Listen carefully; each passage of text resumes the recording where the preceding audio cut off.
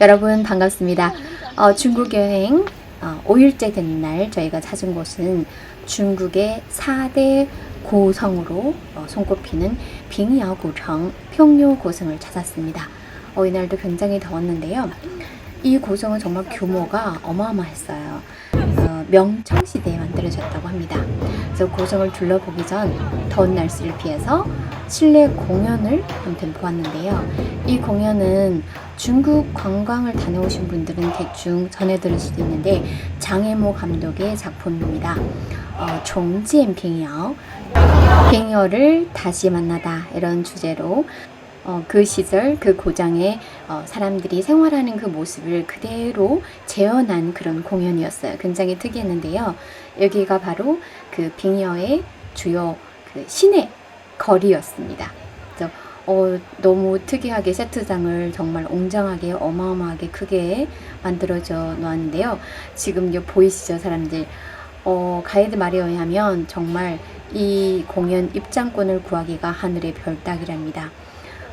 한 공연 한 회당 거의 한 1000명 가까이가 들어가는데, 네, 역시나 중국 다 왔습니다. 이렇게 길 양쪽으로 상가며 이런 것들도 들어볼 수 있었고요. 이 산시성은 술과 식초가 굉장히 유명해요. 그래서 이렇게 술을 직접 만들어서 파는 이런 술집도 볼 수 있었고요. 공연 잠깐 감상해 보시죠. 굉장히 좀 특이했어요. 이 장면은 그 시절 조씨 가문의 도련님이 납치를 당했는데 이 고장에 이 남자들이 그 도련님을 구하러 갔다가 이렇게 불행하게도 목숨을 잃고 그 영혼이 다시 고향으로 돌아온 그것을 표현하는 일종의 이 무대였어요. 좀 특이하죠? 자, 이렇게 무대를 이렇게 이동하면서 감상을 하는데 가다가 중간중간 이렇게 아리따운 여인의 모욕하는 모습도 엿볼 수가 있었답니다.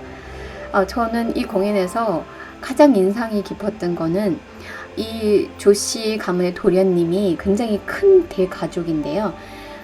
도련님이 신부를 고르는 그 장면이 굉장히 특이했어요. 이렇게 보면 저렇게 일단은 손을 먼저 심사를 합니다.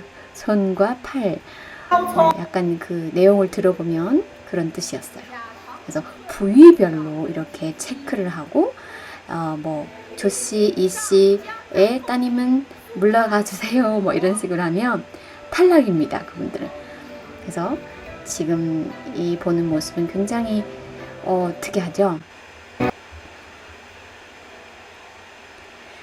자, 지금 이거는요, 손금을 보는 겁니다. 이렇게 그 마을의 장로들이 이런 거 보면서 지금 보이시죠? 손금이 안 좋은 분들은 저렇게 탈락하는 겁니다. 몇 자리가 비었어요. 네, 이제 계속해서 부위별로 심사를 합니다.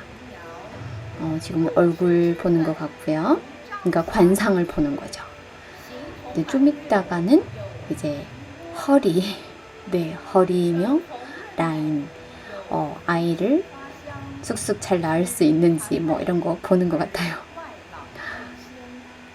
멀리서 봤을 때는 다들 똑같이 생기고 똑같이 이뻤어요.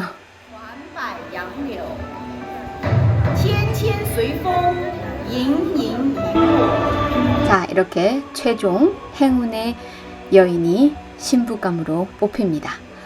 자, 이렇게 대저택 보이시죠? 굉장히 부잣집입니다. 도련님이 결혼식을 재현한 그런 모습인데요. 이 산시성에는 굉장히 예로부터 이게 상인들이 굉장히 많아서 부잣집이 그렇게 많았다고 해요. 자, 마지막에는 이렇게 공연 좌석에 앉아서 보는 무대였는데요. 예로부터 산시성이 누들로드의 시발점이라고 합니다. 그래서 면 요리가 굉장히 발달했다고 들었는데 이 무대는 바로 면을 뽑는 그 장면을 무대로 재현한 그런 공연이었어요. 진짜 저렇게 밀가루를 마구 날리면서 리얼하게 무대를 보여주더라고요.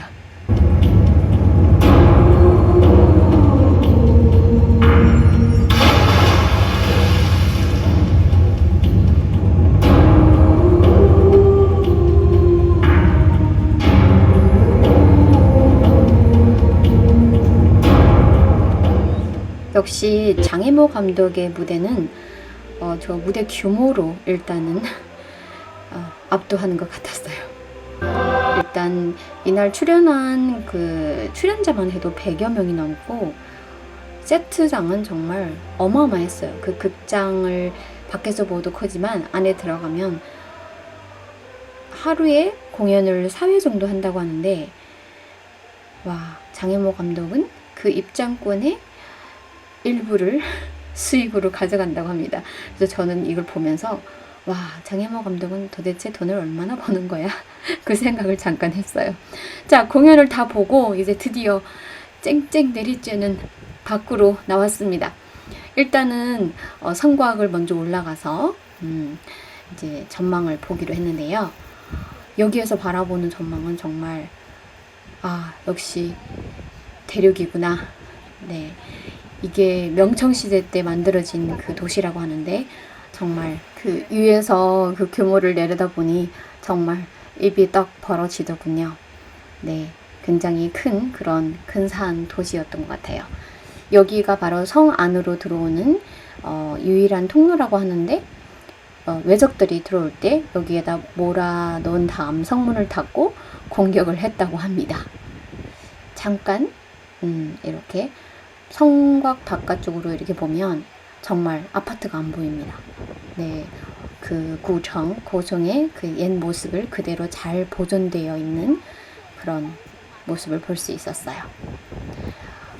이 산시성은요, 굉장히 상인들이 옛날부터 그렇게 장사머리가 뛰어났다고 해요. 명청시대에 이제 신안상인과 더불어서 중국 상업계의 그 2대 세력을 이루었던 일이 바로 산시 상인이라고 합니다. 그리고 이곳에서 정말 중국 최초의 은행을 세우기도 했답니다. 자, 좀 이따가 저희가 그 은행도 가볼 건데요. 우선 여기에는, 이 도시에는 정말 어마어마한 부자가 있는데 이 한 집이 아니랍니다. 여기 바로 마자 다유엔인데요. 저 저택의 대문입니다. 저게 대문이라 하기보다는 거의 성루에 가깝죠. 네, 얼마나 돈이 많으면 저렇게 대저택으로 들어가는 입구마저 저렇게 성루처럼, 네, 마자 다유엔, 마씨 가문의 대저택으로 들어가 보도록 하겠습니다.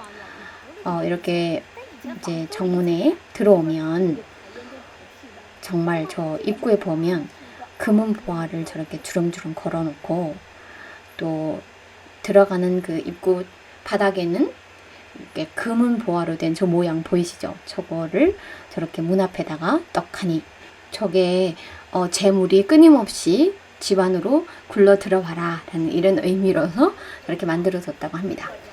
이게 정원에 딱 들어가니 마치도 그 옛날 중국 속 드라마 속에 와 있는 그런 느낌이었어요. 자, 이분이 바로 이 집 주인입니다. 네, 이 사진을 보니까 나이가 많지도 않아 보였어요. 젊은 나이에 부를 이룬 거죠. 여기가 바로 부인들의 방이었는데, 부인도 여러 명이고, 저렇게 1, 2층 침대를 쓰는 거는 수시로 시중을 들게 하기 위해서 그 신하들과 같이 침대를 썼다고 해요. 상하층으로. 자, 그리고 여기는 셋째 부인의 방이었다고 해요. 셋째 부인이 방이 가장 크고 화려하더라고요. 그래서 물어봤더니 아이를 가장 많이 낳고 거의 실세에 가까운 실권을 갖고 있는 그런 부인이라고 해서 방 크기로도 볼 수 있었어요. 자, 그리고 거리에 다니다 보면 저렇게 그 시대의 그 의복을 입고 머리도 저렇게 하고 다니는 젊은 아가씨들의 모습을 볼 수 있었어요. 마치 드라마 속에 와 있는 그런 느낌이었답니다. 아직도 지금 마씨 가문의 그 정원을 돌고 있는 겁니다. 가장 중요한 것, 자, 지하 금고 입구입니다. 마치도 우물로 내려가는 그런 지하실로 내려가는 좁은 입구였는데, 저렇게 내려가니 여기에 이렇게 금은 보화를 잔뜩 쌓아둔 그런 금고를 볼 수 있었어요. 그래서 여기 지역은 상인들이 타지에 가서 이렇게 장사를 해서 모은 돈을 수시로 이렇게 쉼없이 마대자루에 담아서 수레를 끌고 그 고향으로 운반을 했다고 합니다. 그래서 이 운반하는 과정에 강도들에게 많이 빼앗기기도 하고 굉장히 그 불편함을 많이 겪었는데, 근데 이제 돈을 보내와야 이 지역에 사는 처자식이 먹고 살 거 아닙니까? 그래서 생겨난 게 바로 중국 최초의 은행이 여기서 탄생을 한답니다. 그래서 지금으로 말하면 수표 같은 거죠. 은표 같은 것을 이제 적어서 주면 이 은행에 와서 금은을 이제 가족들이 바꾸어 가서 사용할 수 있도록 한, 여기가 바로 은행입니다. 네, 중국 최초의 은행이라고 합니다. 역시 이 지역 사람들은 경제머리가 뛰어나서 이렇게 은행도 가장 먼저 생겨난 게 아닌가 싶어요. 지금으로 말하면 금융지주 같은. 그래서 이곳에서 일하는 직원들은요, 매년 배당금을 받았다고 합니다. 林百里是西施的老公嘛，他在这个地方会做生意的。那么我们这个地方的话呢，有这个就是种姓房跟种地姓房，写信的地方在马家大院讲过了。 자, 이렇게 여기저기에서 이제 해설원들의 해설을 들을 수가 있었는데, 편지를 대필해주는 그런 사무실도 있고, 미팅하는 곳, 여기저기 이런 모습들을 모형으로 이렇게 만들어서 재현을 해두었어요. 그래서 관광객들이 쉽게 그 시절 그 모습을 볼 수 있도록 이렇게 만들어 뒀더라고요. 여기 보이시죠? 이렇게 저 자루에 담은 게 다 금은 보화였답니다. 저렇게 사람들이 직접 수레로 말로 끌어서 이곳으로 운반을 했다고 합니다. 그래서 은행에 저장해 두면 일반인들은 이제 은표나 이런 걸 갖고 와서 돈을 찾아가는 그런 시스템입니다. 여기 보면 뭐 그룹 임원진들의 미팅 모습, 그리고 지금 보는 이 사진은 서태후가 피신을 하면서 잠깐 여기에 머물렀던 그런 기록이 있다고 합니다. 자, 이렇게 포토존을 끝으로 중국 최초의 은행 둘러봤고요.